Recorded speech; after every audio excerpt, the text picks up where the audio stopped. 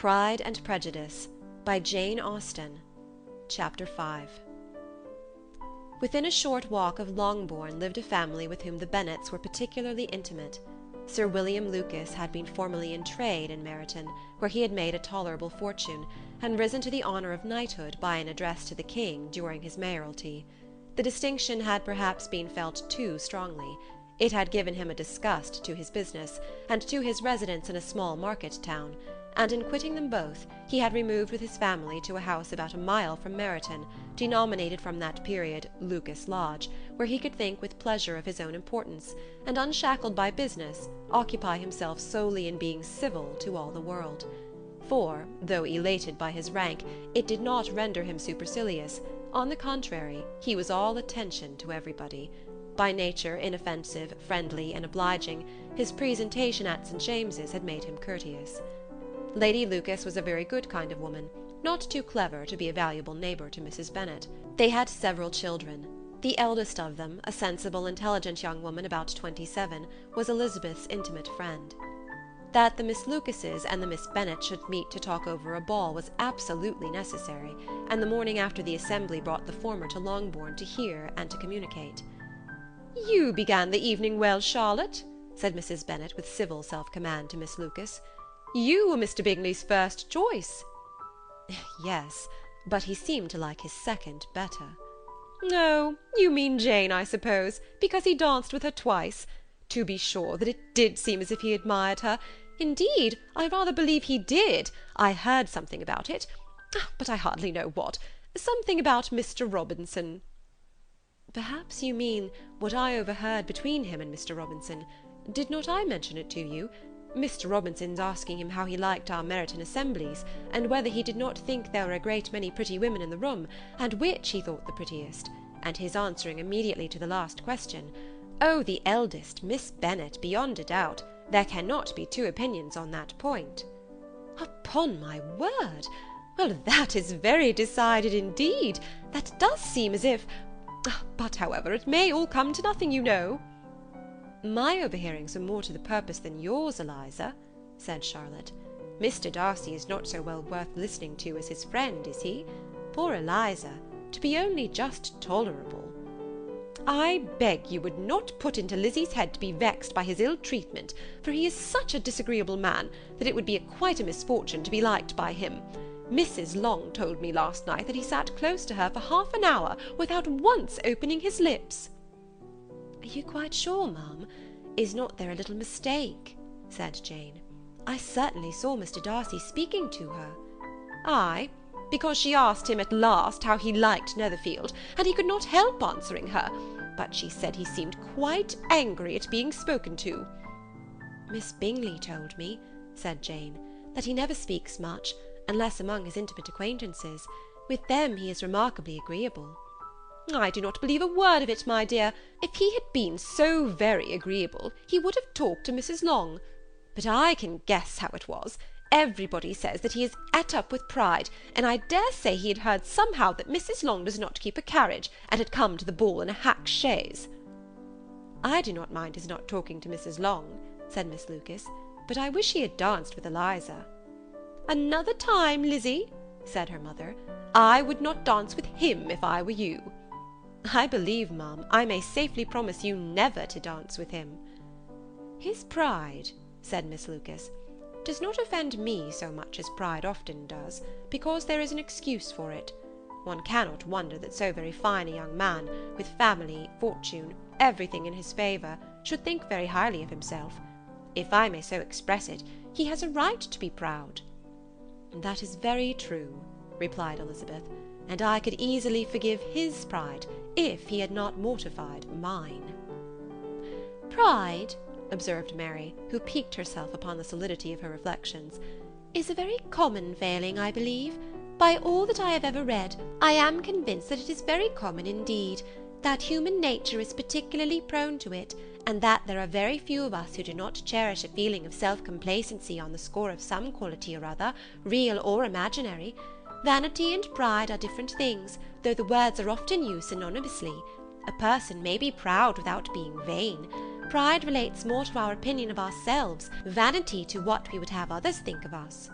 "If I were as rich as Mr. Darcy," cried a young Lucas, who came with his sisters, "I should not care how proud I was. I would keep a pack of foxhounds, and drink a bottle of wine a day." "Then you would drink a great deal more than you ought," said Mrs. Bennet, "and if I were to see you at it, I should take away your bottle directly." The boy protested that she should not. She continued to declare that she would, and the argument ended only with the visit. Chapter 5. Pride and Prejudice by Jane Austen. Chapter 6. The ladies of Longbourn soon waited on those of Netherfield. The visit was soon returned in due form. Miss Bennet's pleasing manners grew on the good will of Mrs. Hurst and Miss Bingley, and though the mother was found to be intolerable, and the younger sisters not worth speaking to, a wish of being better acquainted with them was expressed towards the two eldest. By Jane this attention was received with the greatest pleasure, but Elizabeth still saw superciliousness in their treatment of everybody, hardly excepting even her sister, and could not like them; though their kindness to Jane, such as it was, had a value as arising in all probability from the influence of their brother's admiration. It was generally evident, whenever they met, that he did admire her, and to her it was equally evident that Jane was yielding to the preference which she had begun to entertain for him from the first, and was in a way to be very much in love. But she considered with pleasure that it was not likely to be discovered by the world in general, since Jane united, with great strength of feeling, a composure of temper and a uniform cheerfulness of manner which would guard her from the suspicions of the impertinent. She mentioned this to her friend Miss Lucas. "It may perhaps be pleasant," replied Charlotte, "to be able to impose on the public in such a case, but it is sometimes a disadvantage to be so very guarded. If a woman conceals her affection with the same skill from the object of it, she may lose the opportunity of fixing him, and it will then be but poor consolation to believe the world equally in the dark. There is so much of gratitude or vanity in almost every attachment, that it is not safe to leave any to itself. We can all begin freely, a slight preference is natural enough, but there are very few of us who have heart enough to be really in love without encouragement. In 9 cases out of 10 a woman had better show more affection than she feels.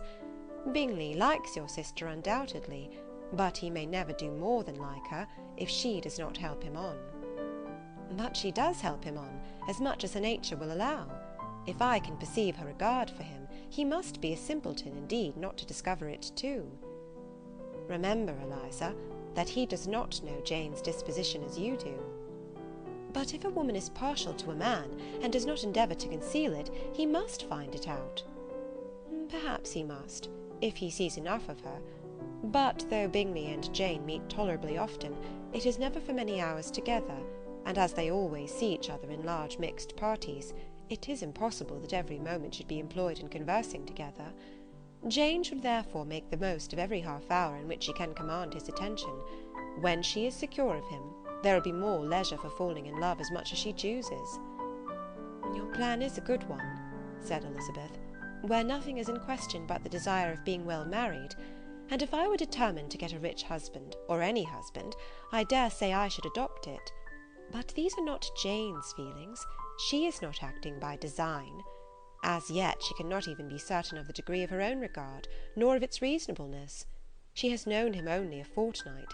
She danced 4 dances with him at Meryton. She saw him one morning at his own house, and has since dined with him in company 4 times. This is not quite enough to make her understand his character, not as you represent it. Had she merely dined with him, she might only have discovered whether he had a good appetite. But you must remember that 4 evenings have also been spent together, and 4 evenings may do a great deal." "Yes, these 4 evenings have enabled them to ascertain that they both like 21 better than commerce, but with respect to any other leading characteristic, I do not imagine that much has been unfolded." "Well," said Charlotte, "I wish Jane success with all my heart, and if she were married to him to-morrow, I should think she had as good a chance of happiness as if she were to be studying his character for a 12-month. Happiness in marriage is entirely a matter of chance.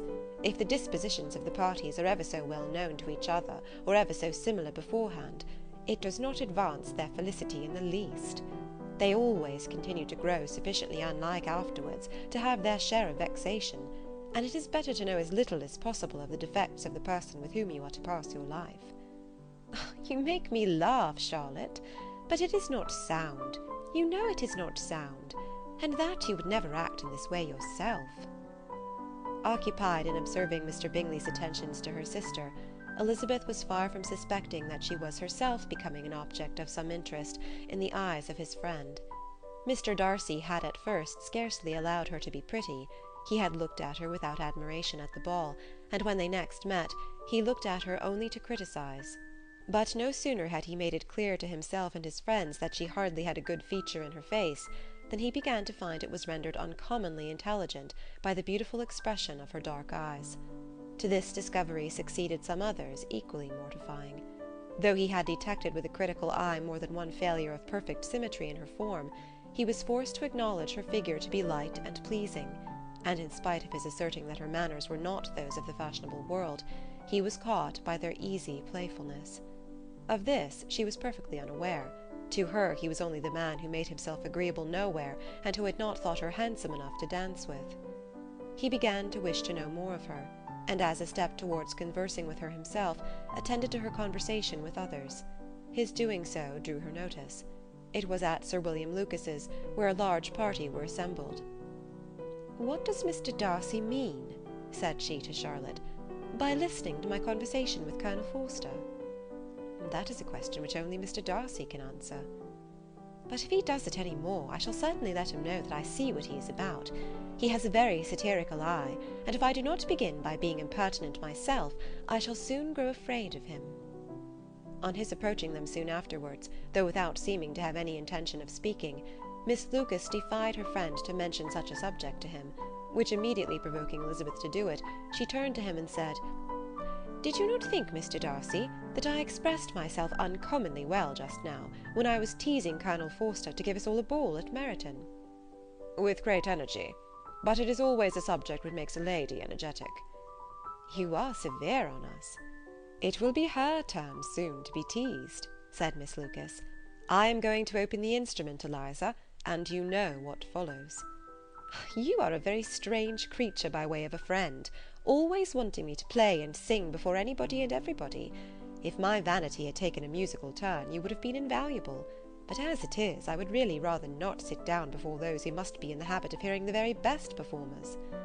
On Miss Lucas's persevering, however, she added, "Very well, if it must be so, it must." And gravely glancing at Mr. Darcy, "There is a fine old saying, which everybody here is of course familiar with, 'Keep your breath to cool your porridge,' and I shall keep mine to swell my song." Her performance was pleasing, though by no means capital.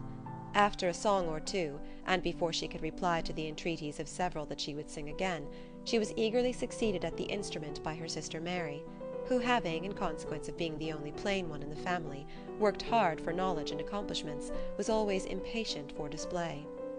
Mary had neither genius nor taste, and though vanity had given her application, it had given her likewise a pedantic air and conceited manner, which would have injured a higher degree of excellence than she had reached. Elizabeth, easy and unaffected, had been listened to with much more pleasure, though not playing half so well, and Mary, at the end of a long concerto, was glad to purchase praise and gratitude by Scotch and Irish airs at the request of her younger sisters, who, with some of the Lucases and 2 or 3 officers, joined eagerly in dancing at one end of the room. Mr. Darcy stood near them in silent indignation at such a mode of passing the evening, to the exclusion of all conversation, and was too much engrossed by his thoughts to perceive that Sir William Lucas was his neighbour, till Sir William thus began. "What a charming amusement for young people this is, Mr. Darcy. There is nothing like dancing, after all. I consider it as one of the first refinements of polished society." "Certainly, sir, and it has the advantage also of being in vogue among the less polished societies of the world. Every savage can dance." Sir William only smiled. "Your friend performs delightfully," he continued after a pause, on seeing Bingley join the group, "and I doubt not that you are an adept in the science yourself, Mr. Darcy." "You saw me dance at Meryton, I believe, sir?" "Yes, indeed, and received no inconsiderable pleasure from the sight. Do you often dance at St. James's?" "Never, sir." "Do you not think it would be a proper compliment to the place?" It is a compliment which I never pay to any place if I can avoid it. You have a house in town, I conclude? Mr. Darcy bowed. I had once had some thought of fixing in town myself, for I am fond of superior society, but I did not feel quite certain that the air of London would agree with Lady Lucas. He paused in hopes of receiving an answer, but his companion was not disposed to make any, and Elizabeth at that instant moving towards them, he was struck with the action of doing a very gallant thing, and called out to her, My dear Miss Eliza, why are you not dancing? Mr. Darcy, you must allow me to present this young lady to you as a very desirable partner. You cannot refuse to dance, I am sure, when so much beauty is before you. And taking her hand, he would have given it to Mr. Darcy, who, though extremely surprised, was not unwilling to receive it, when she instantly drew back, and said with some discomposure to Sir William, Indeed, sir, I have not the least intention of dancing. I entreat you not to suppose that I moved this way in order to beg for a partner. Mr. Darcy, with grave propriety, requested to be allowed the honour of her hand, but in vain. Elizabeth was determined, nor did Sir William at all shake her purpose by his attempt at persuasion. You excelled so much in the dance, Miss Eliza, that it is cruel to deny me the happiness of seeing you, and though this gentleman dislikes the amusement in general, he can have no objection, I am sure, to oblige us for 1/2 hour.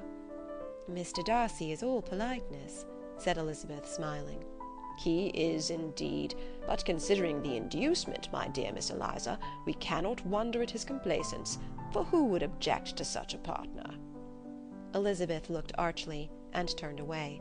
Her resistance had not injured her with the gentleman, and he was thinking of her with some complacency, when thus accosted by Miss Bingley. I can guess the subject of your reverie. I should imagine not. You are considering how insupportable it would be to pass many evenings in this manner, in such society, and indeed I am quite of your opinion. I was never more annoyed. The insipidity, and yet the noise, the nothingness, and yet the self-importance of all those people. What would I give to hear your strictures on them? Your conjecture is totally wrong, I assure you. My mind was more agreeably engaged. I have been meditating on the very great pleasure which a pair of fine eyes in the face of a pretty woman can bestow. Miss Bingley immediately fixed her eyes on his face, and desired he would tell her what lady had the credit of inspiring such reflections. Mr. Darcy replied with great intrepidity, Miss Elizabeth Bennet. Miss Elizabeth Bennet? Repeated Miss Bingley. I am all astonishment. How long has she been such a favourite? And pray, when am I to wish you joy? That is exactly the question which I expected you to ask. A lady's imagination is very rapid. It jumps from admiration to love, from love to matrimony in a moment. I knew you would be wishing me joy. Nay, if you are serious about it, I shall consider the matter as absolutely settled. You will be having a charming mother-in-law indeed, and of course she will always be at Pemberley with you. He listened to her with perfect indifference, while she chose to entertain herself in this manner, and as his composure convinced her that all was safe, her wit flowed long. End of chapter 6. Pride and Prejudice by Jane Austen. Chapter 7. Mr. Bennet's property consisted almost entirely in an estate of 2,000 a year, which, unfortunately for his daughters, was entailed, in default of heirs male, on a distant relation, and their mother's fortune, though ample for her situation in life, could but ill supply the deficiency of his. Her father had been an attorney in Meryton, and had left her £4,000. She had a sister married to a Mr. Phillips, who had been a clerk to their father and succeeded him in the business, and a brother settled in London in a respectable line of trade.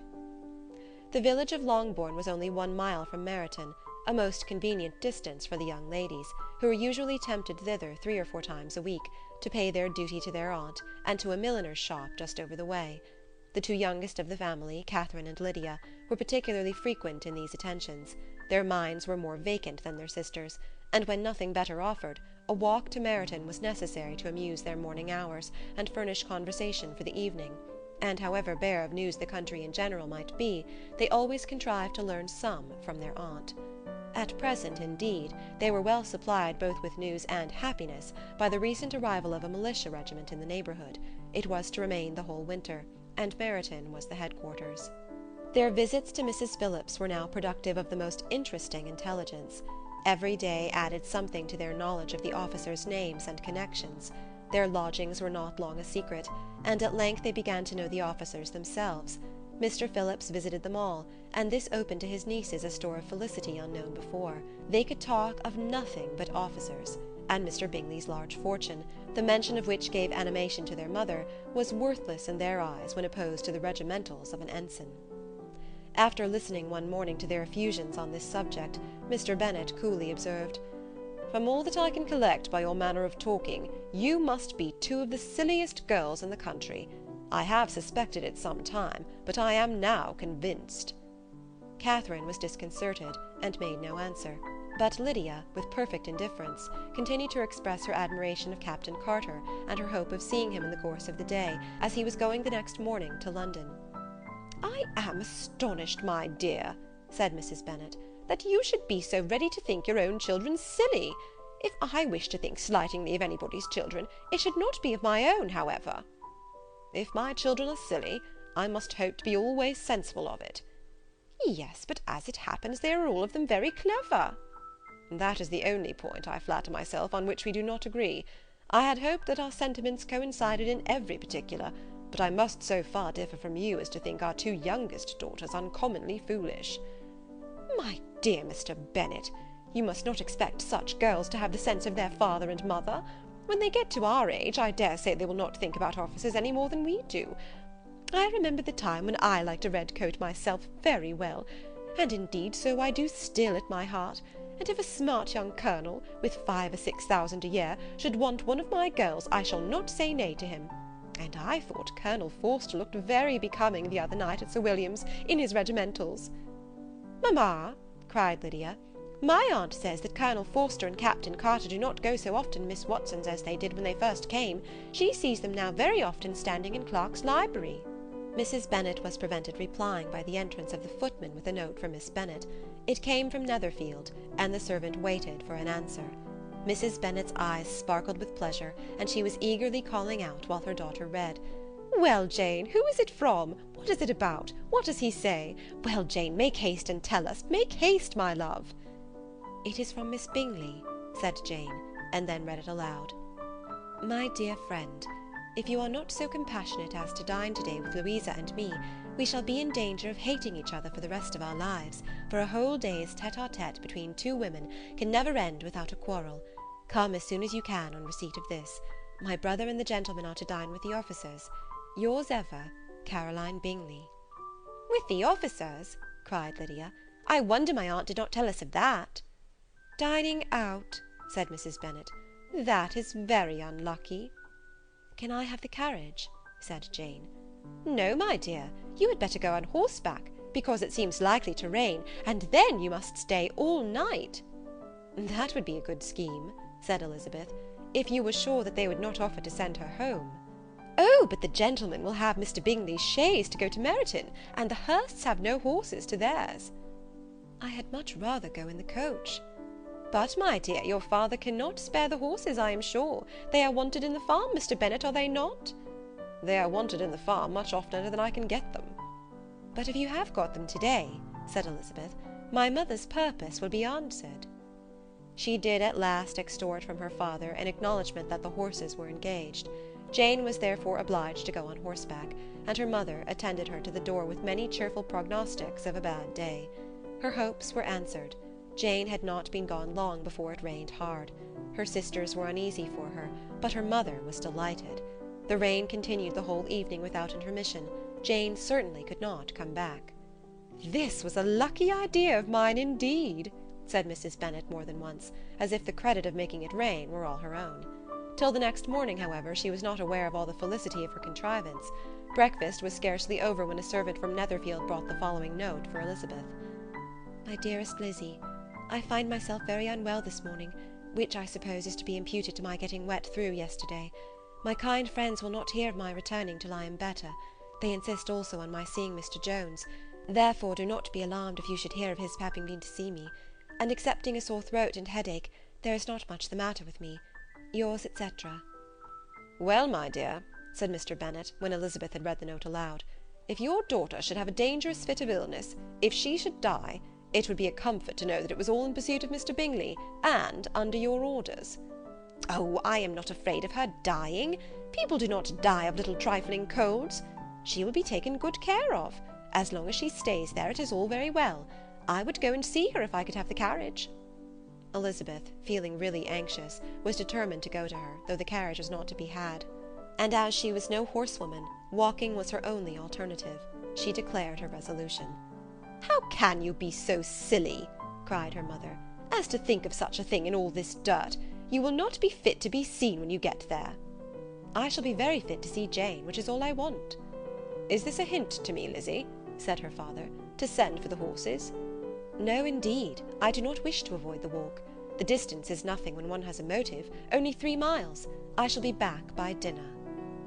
I admire the activity of your benevolence, observed Mary, but every impulse of feeling should be guided by reason, and in my opinion exertion should always be in proportion to what is required. We will go as far as Meryton with you, said Catherine and Lydia. Elizabeth accepted their company, and the 3 young ladies set off together. If we make haste, said Lydia as they walked along, perhaps we may see something of Captain Carter before he goes. In Meryton they parted. The 2 youngest repaired to the lodgings of one of the officers' wives, and Elizabeth continued her walk alone, crossing field after field at a quick pace, jumping over stiles and springing over puddles with impatient activity, and finding herself at last within view of the house, with weary ankles, dirty stockings, and a face glowing with the warmth of exercise. She was shown into the breakfast parlour, where all but Jane were assembled, and where her appearance created a great deal of surprise. That she should have walked 3 miles so early in the day, in such dirty weather, and by herself, was almost incredible to Mrs. Hurst and Miss Bingley, and Elizabeth was convinced that they held her in contempt for it. She was received, however, very politely by them, and in their brother's manners there was something better than politeness, there was good humour and kindness. Mr. Darcy said very little, and Mr. Hurst nothing at all. The former was divided between admiration of the brilliancy which exercise had given to her complexion, and doubt as to the occasions justifying her coming so far alone. The latter was thinking only of his breakfast. Her inquiries after her sister were not very favourably answered. Miss Bennet had slept ill, and though up, was very feverish, and not well enough to leave her room. Elizabeth was glad to be taken to her immediately, and Jane, who had only been withheld by the fear of giving alarm or inconvenience from expressing in her note how much she longed for such a visit, was delighted at her entrance. She was not equal, however, to much conversation, and when Miss Bingley left them together, could attempt little besides expressions of gratitude for the extraordinary kindness she was treated with. Elizabeth silently attended her. When breakfast was over they were joined by the sisters, and Elizabeth began to like them herself when she saw how much affection and solicitude they showed for Jane. The apothecary came, and having examined his patient, said, as might be supposed, that she had caught a violent cold, and that they must endeavour to get the better of it, advised her to return to bed, and promised her some draughts. The advice was followed readily, for the feverish symptoms increased, and her head ached acutely. Elizabeth did not quit her room for a moment, nor were the other ladies often absent. The gentlemen being out, they had, in fact, nothing to do elsewhere. When the clock struck 3, Elizabeth felt that she must go, and very unwillingly said so. Miss Bingley offered her the carriage, and she only wanted a little pressing to accept it, when Jane testified such concern in parting with her that Miss Bingley was obliged to convert the offer of the chaise to an invitation to remain at Netherfield for the present. Elizabeth most thankfully consented, and a servant was dispatched to Longbourn to acquaint the family with her stay, and bring back a supply of clothes. End of chapter 7.